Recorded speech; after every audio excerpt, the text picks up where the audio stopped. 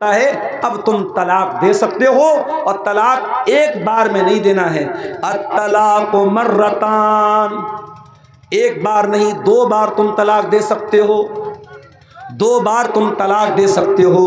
2 بار طلاق دینے کے بعد دوبارہ بیوی کو بیوی بنا کر کے رکھنے کا تمہیں پرمیشن ہے، اجازت ہے، لیکن دوسری طلاق کے بعد جب تیسری طلاق کا نمبر آئے گا اس کے بعد اب رجوع کرنے کی، اب دوبارہ اس کو بیوی کی حیثیت سے اپنے گھر میں رکھنے کی پرمیشن نہیں ہے، اجازت نہیں ہے۔ فرمایا الطلاق مرتان، 2 مرتبہ تو طلاق دے کر کے تم بیوی کو رکھ سکتے ہو۔ اس کے بعد کیا ہوگا؟ فَإِمْسَاكُمْ بِمَعْرُوفٍ أَوْ تَسْرِيحٌ بِإِحْسَانٍ، اب تیسری مرتبہ یا تو بیوی کو رکھنا ہے یا چھوڑ دینا ہے، تیسری مرتبہ پھر آپ کو دوبارہ چانس نہیں ملے۔ اسلام یہ بھی کہتا ہے اگر کوئی شوہر بیوی کا حق ادا نہیں کر پا رہا ہے کسی بھی طریقے سے، اگر شوہر جسمانی اعتبار سے بیوی کا حق ادا نہیں کر پا رہا ہے، یا شوہر کے پاس اتنا مال نہیں ہے کہ بیوی کا حق ادا کر سکے، تو اب ایسی حالت میں شوہر طلاق بھی نہیں دے رہا ہے اور بیوی کا حق بھی ادا نہیں کر رہا ہے، بیوی کیا کرے؟ اسلام میں اس کا بھی آپشن موجود ہے۔ اگر شوہر بیوی کا حق ادا نہیں کر رہا ہے، یا بیوی شوہر سے خوش نہیں ہے، بیوی شوہر کے ساتھ رہنا نہیں چاہتی ہے، اسلام کہتا ہے بیوی خلا لے سکتی ہے۔ ایک صحابی کی بیوی اللہ کے نبی کے پاس آئی، حضرت ثابت بن قیس کی بیوی، کہا اے اللہ کے نبی میں ثابت کے بارے میں کوئی غلط بات نہیں بولنا چاہتی، بس میں اتنا کہنا چاہوں گی میں شوہر کی شکوہ شکایت نہیں کرنا چاہتی ہوں، میں ان کے ساتھ رہنا ہی نہیں چاہتی ہوں۔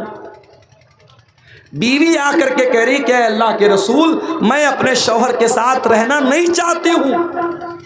اللہ کے نبی نے فرمایا کہ تم نے مہر میں جو باغ لیا تھا وہ باغ تم کو واپس کرنا پڑے گا، ریٹرن کرنا پڑے گا۔ انہوں نے کہا ٹھیک ہے میں ریٹرن کرتی ہوں۔ اللہ کے نبی نے باغ شوہر کو ریٹرن کروایا اور اس کے بعد خلا ہو گیا، نکاح کو ختم کرا دیا۔ 1 حیض کی عدت گزارنے کے بعد بیوی کہیں اور نکاح کر سکتی ہے، اسلام میں اس کا بھی آپشن موجود ہے۔ اسلام میں ہر پرابلم کا سولوشن موجود ہے میرے بھائی۔ جانتے ہو اگر شوہر اپنی بیوی کو غلط کام کرتا ہوا دیکھ لے اور اس کے پاس 4 گواہ نہیں ہیں، اسلام میں اگر کوئی زنا کر رہا ہے اور کوئی یہ بلیم کر رہا ہے کہ وہ آدمی زنا کر رہا ہے، تو اسلامی قانون کیا کہتا ہے کہ 4 گواہ ہونے چاہیے۔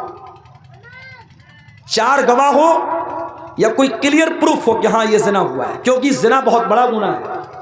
کسی کے کہہ دینے سے کہ فلاں نے زنا کر لیا زنا ثابت نہیں ہوتا۔ زنا اگر کسی کے اوپر زنا کا الزام لگایا جا رہا ہے، اسلام کہتا ہے 4 گواہ ہونے چاہیے۔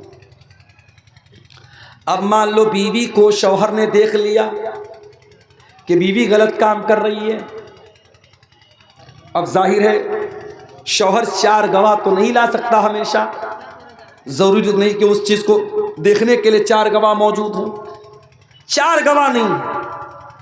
اب ایک عزت دار آدمی یہ منظر دیکھنے کے بعد اپنی بیوی کے ساتھ رہنا بھی نہیں چاہتا، عدالت میں جا کر کے اگر یہ بولتا ہے کہ میں نے اپنی بیوی کو زنا کرتے ہوئے دیکھا ہے، اسلامی عدالت پوچھے گی تیرے پاس 4 گواہ ہیں؟ یہ بولے گا 4 گواہ نہیں ہیں۔ اسلامی عدالت کا قانون کیا ہے؟ اگر کسی عورت پر آپ نے زنا کا الزام لگایا اور آپ کے پاس پروف نہیں ہے، آپ کے پاس 4 گواہ نہیں ہیں، تو الزام لگانے والے کو 80 کوڑے مارے جائیں۔ اب شوہر نے اپنی بیوی کو دیکھا یہ کام کرتے ہوئے، 4 گواہ نہیں ہیں، اب کرے تو کیا کرے؟ الزام لگاتا ہے تو 4 گواہ لانے پڑیں گے، 4 گواہ ہیں نہیں، اگر عدالت میں جاتا 80 کوڑے خود کھانا پڑے گا۔ اب اس کا بھی کوئی حل ہے کہ نہیں ہے؟ اس کا حل اسلام میں لعان ہے۔ لعان کس کو بولتے ہیں؟ شوہر عدالت میں آئے گا اور کہے گا جج صاحب میں نے بیوی کو زنا کرتے ہوئے دیکھا ہے اور اب میں اس کے ساتھ نہیں رہنا چاہتا ہوں۔ اسلام کہتا ہے کہ ایسی صورت میں شوہر 4 بار اللہ کی قسم کھا کر کے کہے گا، 4 بار اللہ کی قسم کھا کر کے کہے گا کہ میں سچا ہوں اور میں نے دیکھا ہے کہ اس عورت نے غلط کام کیا ہے، اور 5ویں بار قسم کھا کر کے کہے گا اگر میں جھوٹ بول رہا ہوں تو میرے اوپر اللہ کی لعنت ہو۔ یہ مرد بولے گا۔ اب عورت سے پوچھا جائے گا تو کیا بولتی ہے؟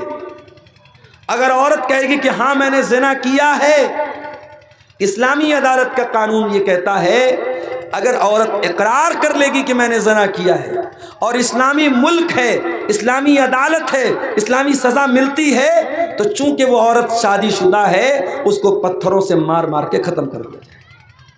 لیکن عورت اگر کہتی ہے نہیں یہ جھوٹ بول رہا ہے، میں نے ایسا کوئی کام نہیں کیا، تو اب عدالت میں عورت کو بھی قسم کھانی پڑے گی، اور 4 بار عورت قسم کھا کر کے کہے گی کہ یہ جھوٹ بول رہا ہے، میں سچ بول رہی ہوں، اور 5ویں بار اللہ کی قسم کھا کر کے کہے گی اگر یہ سچ بول رہا ہے اور میں جھوٹ بول رہی ہوں تو میرے اوپر اللہ کی لعنت ہو۔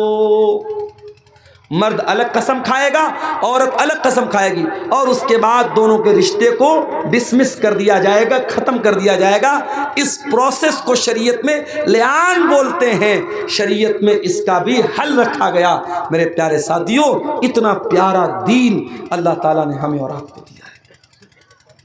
زندگی کے کسی بھی موڑ پر اسلام نے ہمیں ادھورا نہیں رکھا ہے، اسلام نے ہمیں اندھیرے میں نہیں رکھا ہے، اسلام کے اندر ہر مشکل کا حل موجود ہے۔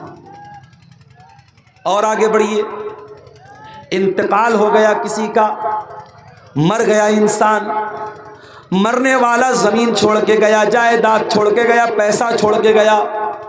اب سوال پیدا ہوا کہ اس کے پیسے کا کیا کیا جائے، اس کی پراپرٹی کا کیا کیا جائے، اس کی زمین کا کیا کیا جائے، اس کی جائیداد کا کیا کیا جائے۔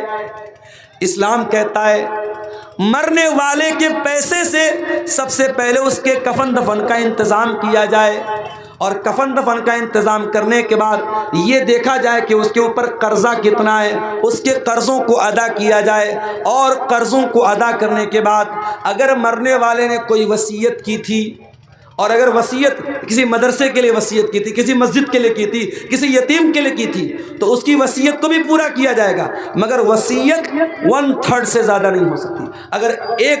اگر مان لیجئے کہ 90 لاکھ روپیہ چھوڑ کے گیا ہے تو 90 لاکھ میں سے 30 لاکھ روپے تک کی وصیت کر سکتا ہے، 30 لاکھ سے زیادہ کی نہیں کر سکتا۔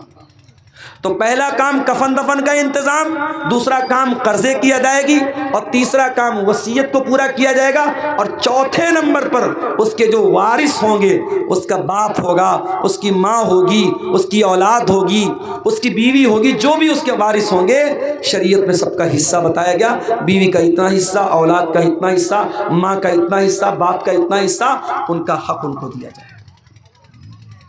مرنے کے بعد بھی اسلام نے ادھورا نہیں چھوڑا ہے۔ آپ کی زمین کا کیا ہوگا، آپ کے پیسے کا کیا ہوگا، اس کا بھی شریعت میں قانون رکھا گیا ہے۔